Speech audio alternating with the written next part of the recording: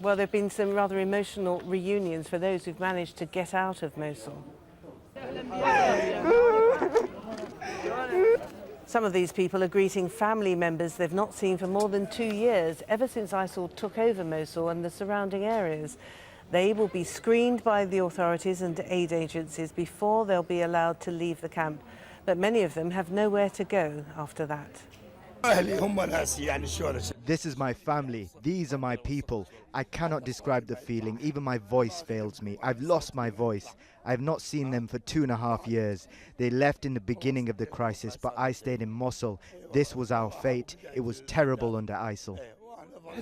My happiness will not be complete until I see my mother and father. That's all I want. They are in Mosul. I just want to see them. That's all I want in life.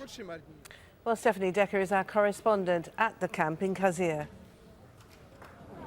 These people are all waiting for handouts of aid agencies on the ground who are trying to organize this as quickly as possible because there has been this mass influx of thousands of people just over the last 36 hours or so. Most of them have come from the area of Gojali. Now, the men and women are separated when it comes to handing out these food items because it is, of course, conservative society. And the stories we're being told by people here are of extremely difficult conditions living under ISIL. They're exhausted. They're very, very happy that they're here, but the situation here is, of course, difficult. This is a refugee camp, and one of the things that we've been seeing is family reunifications, people who haven't seen their family members in 2 years because some people fled in the last 2 years ago when ISIL came into these areas. So the ones that have just come out, this is the first time they're seeing them. So they're being handed mattresses, food items across this fence because they can't leave and their family members can't come in. One elderly man we spoke to was in tears on the other